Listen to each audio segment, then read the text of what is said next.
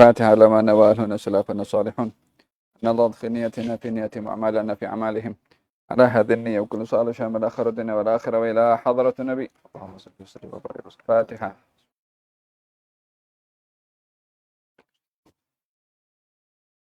الذين أنعمت عليهم غير المغضوب عليهم ولا الضالين. Bismillahirrahmanirrahim. Qala musannif rahimallahu ta'ala wa nafa'ana bihi wa bi ulumihi wa bi ulumikum wa bi ulumi sairi suri qal. Perihal muraqabah. Jagalah diri ketika berhadapan dengan Allah. Wahai saudaraku, hendaklah anda menjaga diri di hadapan Allah Ta'ala dalam segala gerak-gerimu dan diammu, dalam perhatianmu dan pemandanganmu, dalam lintasan hatimu dan kehendakmu, bahkan terhadap semua hal dan keadaanmu. Dan sentiasalah ingat bahawa Allah itu ada dekat denganmu. Ketahuilah bahawa dia sedang memperhatikanmu dan tahu segala sesuatu mengenai dirimu. Tiada sesuatu pun yang tersembunyi dari pengetahuannya. Lihat firman-Nya ini. Wa ma ya'zubu 'an rabbika min mithqali dzarratin fil ardi wala fis sama'. Tiada sesuatu pun yang terlindung dari pengetahuan Tuhanmu, biar sebesar debu sekalipun, baik di bumi maupun di langit. Firman-Nya pula, wa in tajhar bil qawli fa innahu ya'lamu sirra wa akhfa. Jika engkau melaungkan dengan perkataan, maka sesungguhnya dia itu mengetahui yang rahsia dan yang tersembunyi. Dan ingatlah bahwasanya dia selalu berada bersama anda di mana saja anda berada, dengan ilmunya dan meliputi dan kudratnya yang tiada bertepi. Maka dengan itu, di samping adanya petunjuk, bantuan dan pemeliharaan daripadanya, jika anda tergolong orang-orang yang soleh, niscayalah anda akan merasa malu kepada Tuhan dengan sesungguh malu. Amalkan tabiat suka mengawas diri. Kemudian ingatlah supaya anda mengawas diri, jangan sampai dia mendapati anda di tempat yang dilarangnya dan tidak mendapati anda di tempat yang disuruhnya. Jangan lupa menyembahnya seolah-olah anda melihatnya. Maka jika anda tiada melihatnya, ingatlah bahawa sesungguhnya dia tetap melihat anda. Al-Imam Abdullah bin Al-Haddad. Bismillahirrahmanirrahim. Alhamdulillah, salatu wassalamu ala sayyidina Rasulillah Muhammad bin Abdullah wa ala alihi wa sahbihi wa man walah.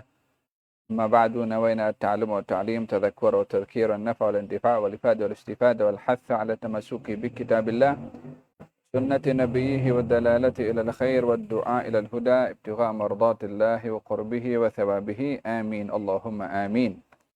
Al-Imam Abdullah bin Al-Haddad dalam kitabnya Risalatul Mu'awanah menekankan konsep al-muraqabah, yang mana muraqabah bahagian daripada rukun agama. Al-muraqabah bahagian daripada rukun agama. Rukun agama ada 3. Al-Islamu, wal-Imanu, wal-Ihsan. Seperti dinyatakan dalam hadis yang masyhur yang dinamakan hadis Jibril. Ketika datang kepada baginda Rasulullah dan menanyakan soalan. Di antara soalannya adalah tentang Islam, tentang iman, tentang ihsan. Dan bertanya tentang tanda-tanda hari kiamat. Kemudian keseluruhannya dijawab oleh baginda Rasulullah. Lalu kemudian Jibril setelah pergi meninggalkan Rasulullah, baginda bersabda, yang datang tadi itu adalah Jibril mengajarkan kepada kamu agama kamu. Mengajarkan kepada kamu agama kamu. Maka disimpulkan ajaran agama itu pada soalan-soalan Sayyidina Jibril kepada baginda Rasulullah. Yaitu tentang Islam pada rukunnya yang 5. Yang ini simbol daripada ilmu syariah atau ilmu fiqh, ilmu hukum hakam. Dan juga al-iman atau ilmu iman, ilmu tauhid, ilmu aqidah atau al-ihsan. Yang dijawab oleh baginda Rasulullah, an ta'budallaha ka'annaka tarahu fa in lam takun tarahu fa innahu yaraka. Yaitu hendaklah kamu menyembah Allah seakan-akan kamu melihat Allah. Bila kamu tidak mampu, maka ketahuilah kalau Allah melihat kamu. Yang ini dinamakan dengan ilmu at-tasawuf atau ilmu akhlak atau ilmu tazkiyah atau ilmu ihsan. Berbagai nama, berbagai istilah, namun maksudnya satu, yaitu al-musyahadah wal muraqabah, yaitu menyembah kepada Allah seakan-akan kita menyaksikan Allah.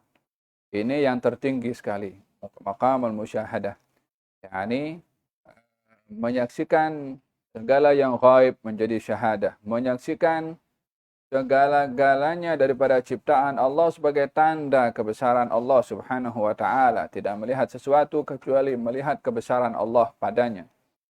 Ini makam tertinggi, makam para anbiya, makam para rasul, makam para siddiqin. Yang kedua namanya maqamul muraqabah, yaitu merasa diawasi oleh Allah, dipantau oleh Allah, dilihat selalu oleh Allah Subhanahu wa taala.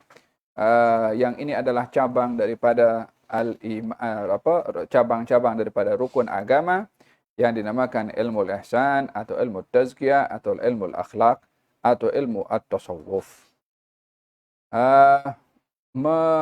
Merasa diri diawasi oleh Allah bukan hanya pada perbuatan luaran sahaja, tetapi merasa diawasi oleh Allah pada perbuatan dalaman, perbuatan hati. Setiap pengawasan orang hanya terhad kepada apa yang dilihat. Orang diawasi melalui CCTV, yakni hanya dapat dilihat melalui gambar CCTV. Namun CCTV tidak boleh untuk mengetahui apakah isi hati orang yang ada dalam CCTV itu. Kalau seorang sedang mengawas pelajar-pelajar sedang exam, maka pengawas exam hanya dapat melihat gerakan zahir pelajar-pelajar ketika exam, namun tidak tahu apakah isi dalaman hati pelajar-pelajar tersebut. Demikian manusia hanya terhad dalam pengawasan mereka. Majikan mengawasi bawahannya, guru mengawasi pelajarnya, semua terhad kepada luaran sahaja. Dan tak ada sesiapa yang mampu mengawasi dalaman isi hati seseorang kerana manusia terbatas dengan luaran sahaja. Yang dapat mengawasi dalaman hanya satu, yaitu Allah Subhanahu wa taala. Ya'lamu kha'inatal a'yun wa ma tukhfis sudur. Allah Maha mengetahui khianatnya mata dan Allah Maha mengetahui apa yang disimpan oleh hati. Tiada beza di hadapan Allah apa yang kita tampakkan dan apa yang kita sembunyikan. Tiada beza bagi Allah apa yang kita zahirkan dan apa yang kita simpan. Semuanya clear di mata Allah Subhanahu wa taala. Oleh sebab yang demikian, tak ada makna bila seorang bersandiwara dengan orang lain, sementara yang Maha mengetahui dengan jelas apakah tujuan seseorang tersebut pada tindakannya yang diketahui isi hatinya oleh Allah Subhanahu wa taala.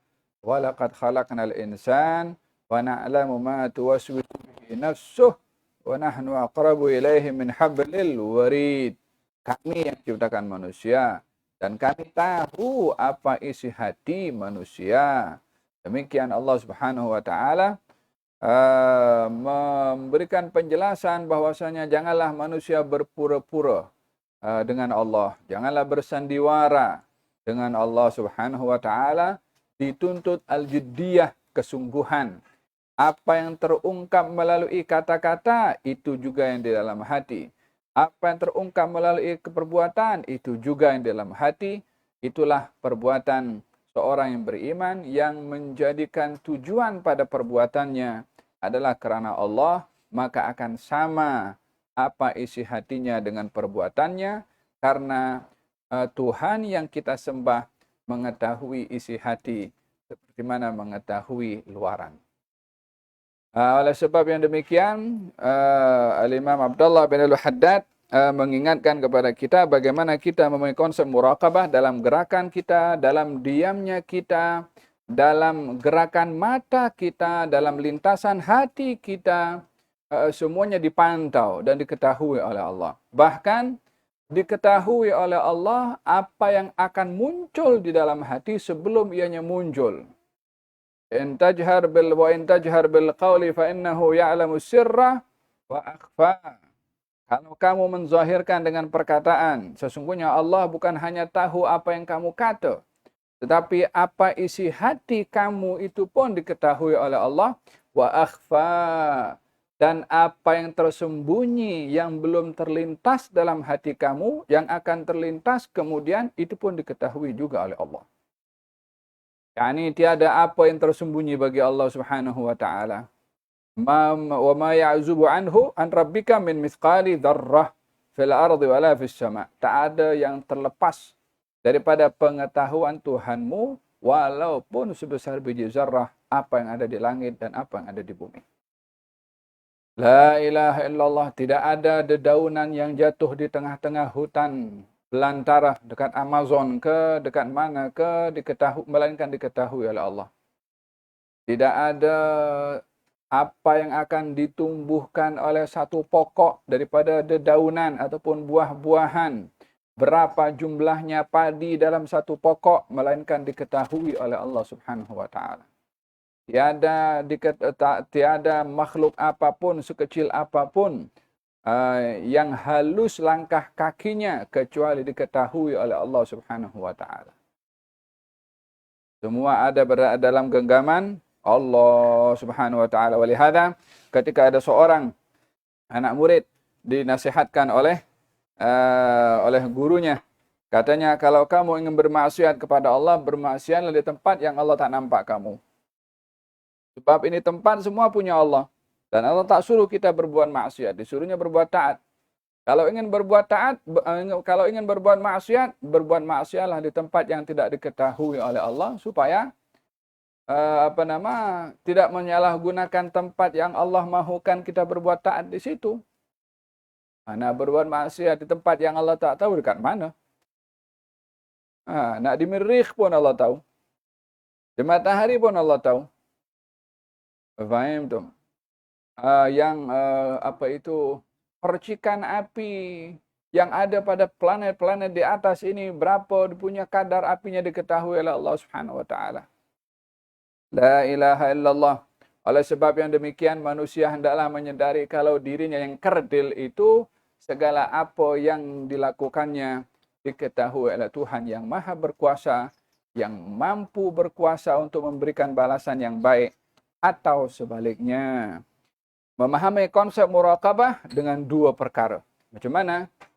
Jangan sampai kamu tidak ada di tempat yang Allah suruh kamu buat. Dan jangan sampai kamu ada di tempat yang Allah tak mahu kamu buat.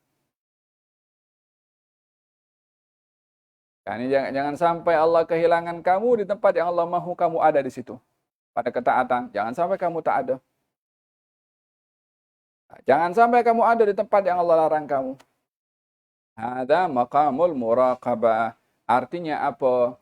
Ketika kamu berada dalam keadaan ingin berbuat maksiat, ketahuilah kalau Allah sedang memandang kamu. Tahu kalau pelajar tengah exam ada pengawas tu kan, dia lalu lalang kan. Tu pelajar bolehkah buat cheating dalam exam? Dia tak berani, pasal apa? Khawatir kena ambil dia punya kertas peperiksaan, dia tak dapat nilai yang bagus. Dia tak cheat. Pasal apa? Ada orang tengok. Tapi kalau tak ada yang tengok, macam-macam hela dia punya dia punya tipu muslihat. Makin makin maju teknologi, makin canggih penipuan.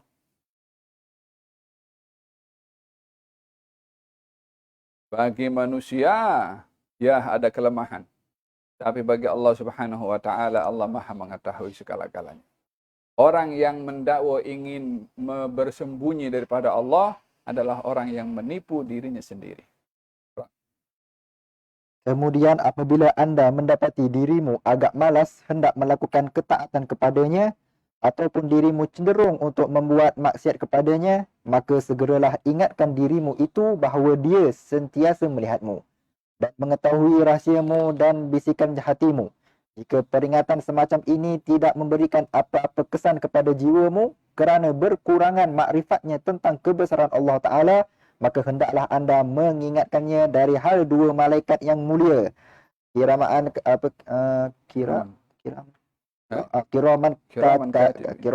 katibin, yang mencatat semua kebaikan-kebaikan dan kejahatan-kejahatanmu. Dan bacakanlah kepadanya firman yang berikut: إذ يتلقى المتلقيان عن اليمين وعن الشمال قعيد ما يلفظ من قول إلا لديه رقيب عتيد. Ketika disambut oleh kedua malaikat yang menyambut, seorang duduk di sebelah kanan dan yang lain di sebelah kiri. Apa saja yang disebut dari perkataan, malaikat ada di sisinya, malaikat pengawas yang bersedia mencatatnya. Sesudah itu, jika jiwamu tetap tidak mengambil peduli tentang peringatan ini, hendaklah anda mengingatkannya tentang dekatnya maut. Dan maut itu adalah perkara gaib yang paling dekat sedang ditunggu. Dan alangkah bimbangnya jiwa itu bila dia diserang maut dengan tiba-tiba. Dan bahawasanya apabila maut datang menimpanya, padahal dia masih dalam keadaan yang tidak diredai Allah Ta'ala, bukankah itu akan menyebabkan kerugian yang tiada kesudahannya? Dan jika menakut-nakutkan semacam ini juga tidak berguna pada jiwamu, hendaklah anda menyebutkan kepadanya tentang apa yang dijanjikan Allah Ta'ala terhadap siapa yang mentaatinya dengan memperoleh pahala yang besar. Dan apa yang diancamnya pula dengan siksa yang pedih terhadap siapa yang melakukan maksiat kepadanya. Katakanlah kepadanya, wahai jiwa, tiada apa pun yang boleh disesalkan selepas mati. Dan tiada tempat tinggal lagi selepas kehidupan dunia ini, kecuali tempat tinggal di syurga ataupun tempat tinggal di neraka. Ini pilihlah buat dirimu. Jika mahu taat, niscaya akibatnya kemenangan untuk mencapai keredaan Allah. Dan tinggal berkekalan dalam syurganya yang panjang luas. Kemudian berjaya memandang kepada wajah Allah yang maha mulia lagi banyak budinya. Dan jika mahu pilih maksiat, niscayalah berakhir dengan penyesalan dan kehinaan, kemurkaan dan pengharaman, lalu dipenjara antara lapisan api neraka yang berluap-luapan. Ubatilah dirimu itu dengan peringatan-peringatan serupa ini ketika ternyata kelesuannya itu untuk melakukan kemaksiatan. Kerana sesungguhnya ini termasuk obat-obat yang bermanfaat bagi menyembuhkan penyakit-penyakit hati. Api malu yang timbul dari hati. Kemudian jika bergejolak api, malu dari dalam hatimu ketika anda merasakan bahawa Allah Ta'ala sedang melihatmu kini, dan bahawa perasaan malu itu akan menahanmu dari melanggar perintahnya dan mengajakmu untuk menyegerakan diri untuk membuat ketaatan kepadanya, maka itulah tandanya bahawa hakikat muraqabah, yakni mawas diri, sudah mula muncul dari dalam dirimu. Aywa. Imam Abdullah bin Al-Haddad memberikan langkah-langkah bagaimana kita mempunyai sifat muraqabah. Muraqabah merasa diawasi, merasa dipantau, disaksikan oleh Allah Subhanahu wa taala. Problem yang ada kepada manusia adalah adanya hijab. Adanya hijab dalam diri yang menghalang dirinya untuk meyakini apa yang memang menjadi salah satu daripada rukun iman. Apa yang menjadi hakikat dalam iman kita kepada Allah. Tak seorang pun daripada orang yang beriman melainkan meyakini kalau Allah mengetahui apa saja yang kita buat. Apa saja yang kita lakukan. Namun tidak semua daripada orang yang tahu kalau perbuatannya itu diawasi oleh Allah ada merasa terpanggil untuk meninggalkan apa yang dilarang oleh Allah Subhanahu wa taala ataupun terpanggil untuk melakukan apa yang diperintah. Kadang-kadang seseorang tahu dirinya diawasi oleh Allah, tapi maksiatnya jalan juga. Kemungkarannya jalan juga. Kadang-kadang manusia ditipu oleh dirinya sendiri dan oleh hawa nafsunya dengan gangguan iblis dengan memberitahukan Allah Maha Ghafur, Allah Maha Rahim, Allah Maha Pengampun. Dosa yang kamu buat pasti diampunkan oleh Allah. Berbuatlah maksiat, lalu lepas itu bertaubatlah kepada Allah Subhanahu wa taala. Talbisu iblis. Dipakaikan pakaian penipuan oleh iblis supaya dia berbuat maksiat. Tanpa sedarkan diri kalau maksiat yang dilakukannya semakin menjadikan hati itu makin keras. Makin selesa dengan maksiat, makin sukar untuk berbuat taat. Resiko daripada seseorang yang biasa melakukan maksiat dan berterusan melakukan maksiat akan menjadi kerasnya hati. Akan menjadi hijab dalam hati ini sehingga tertutup melihat kebenaran. Tertutup untuk termotivasi melakukan ketaatan.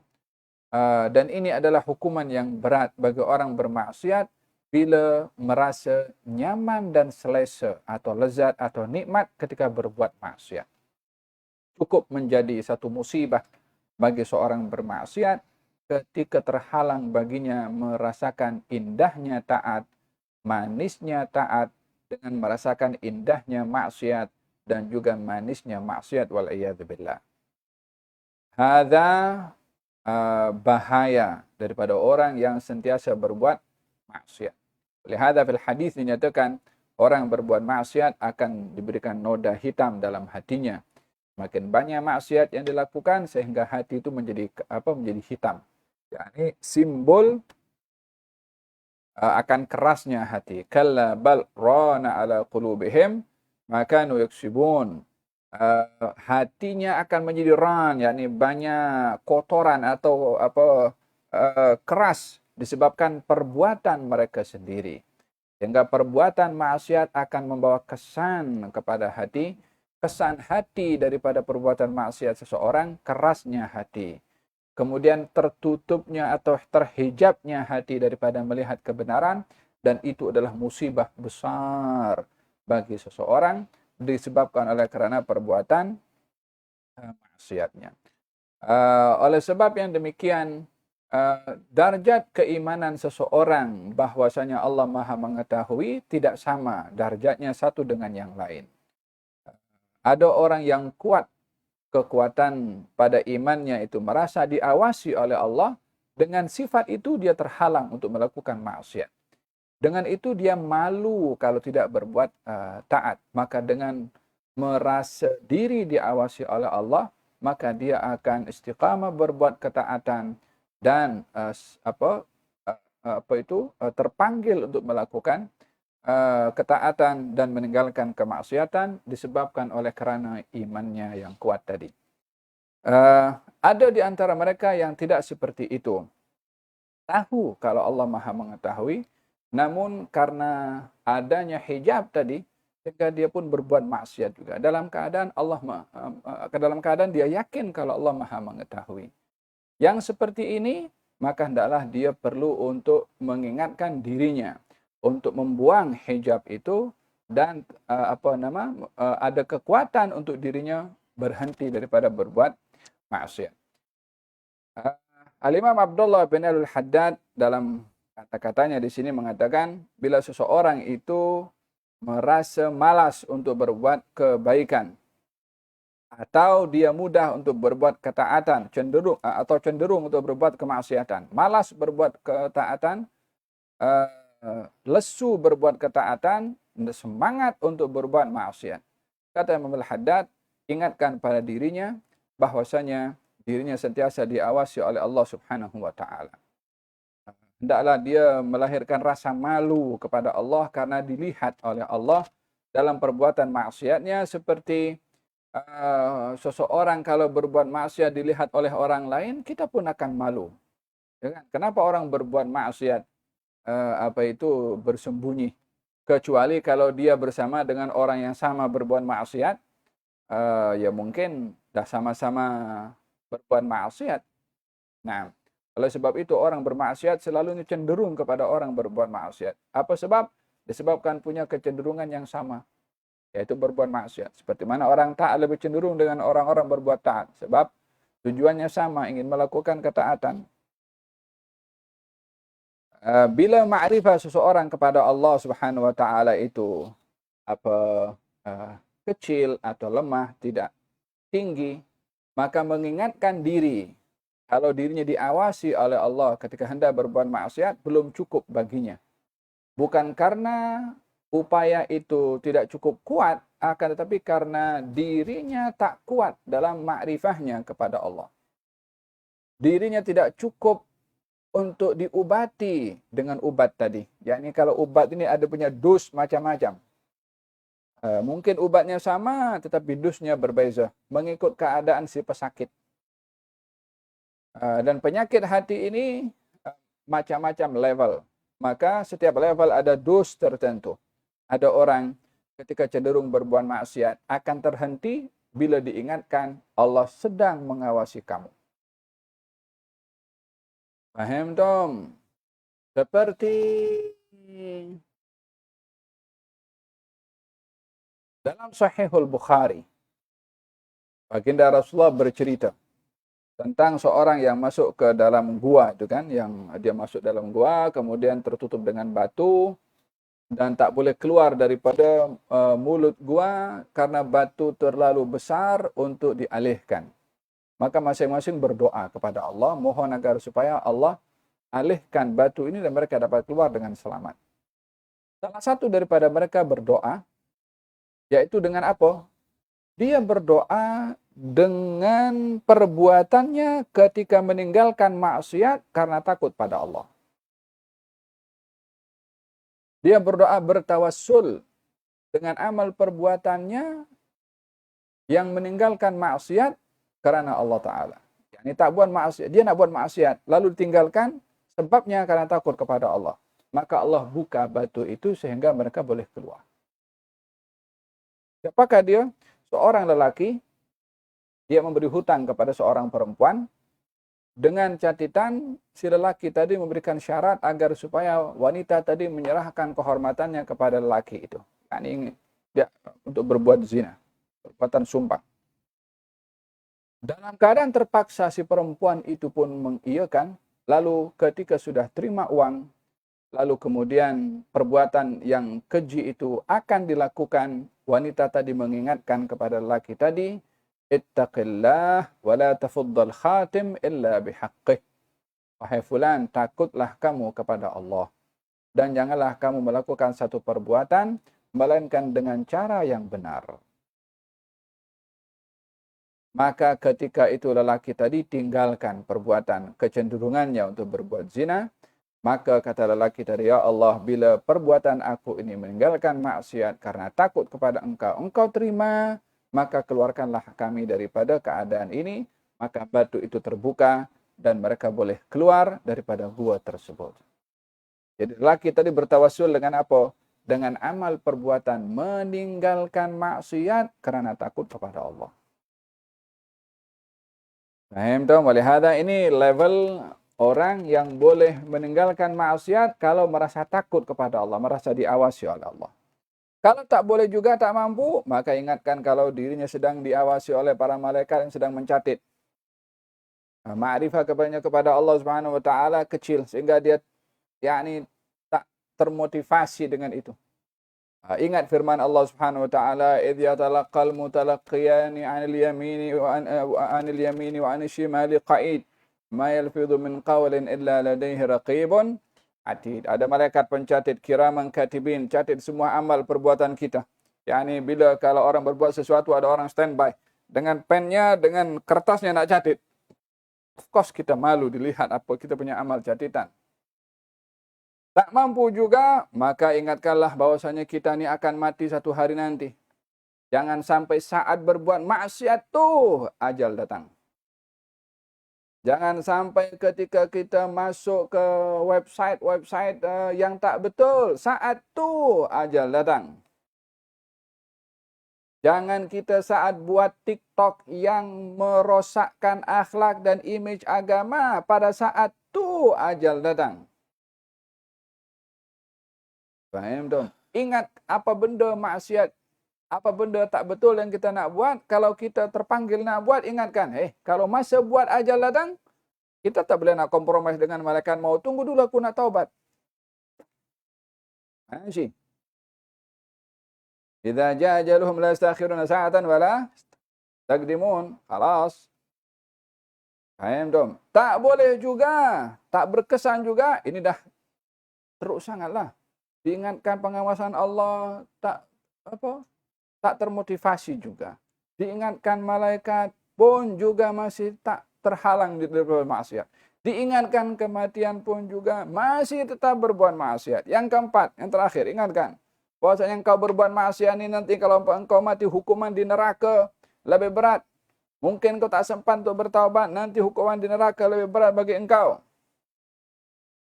Kalau diingatkan juga dengan demikian itu tidak berkesan, tangisilah dirimu sendiri. tangisi dirimu sendiri sudah berada di mana iman yang Allah berikan kepada kita sehingga ke semua wasilah tadi tidak berkesan kepada seseorang. Di mana sifat malu kepada Allah kalau diingatkan dengan beberapa perkara masih juga tidak berkesan kepada seseorang. Dan ketahuilah bahawa muraqabah itu adalah termasuk semuli-muli maqam dan setinggi-tinggi kedudukan serta kemuncak darjat. Dia itulah yang dikenal dengan maqamul ihsan yang tertunjuk dalam sabdanya yang berbunyi al-ihsanu an ta'budallaha ka'annaka tarahu fa in lam takun tarahu fa innahu yaraka. Ihsan itu ialah engkau menyembah Allah seolah-olah engkau melihatnya. Maka jika engkau tiada melihatnya, sesungguhnya dia melihatmu. Setiap orang mukmin percaya bahawasanya Allah Ta'ala tiada tersembunyi kepadanya sesuatu apapun, baik di bumi maupun di langit. Dia mengetahui bahawasanya Allah Ta'ala itu ada bersamanya di mana saja dia berada. Tiada terlindung padanya sesuatu apapun dari gerak-geriknya dan di mananya. Akan tetapi hendaklah perasaan yang demikian kekal menetap dalam pemandangan yang semacam ini dan berhasil mencapai buah-buahnya. Yang paling sedikit sekali ialah jangan sampai dia membuat sesuatu amalan di antaranya dengan Allah, lalu dia merasa malu jika dilihat seorang dari orang-orang yang soleh. Ini memang susah, dan di sebaliknya adalah lebih luas sehinggalah menjadi hamba itu pada akhirnya terpaku dengan Allah serta fana dari semua apapun selain dia. Tegasnya, dia telah gaib dari semua ciptaan, yakni di muka alam ini, apabila dia dapat menyaksikan kebenaran, yakni Allah Ta'ala, dan akan menuju ke tempat kebenaran di sisi Raja yang Maha Berkuasa.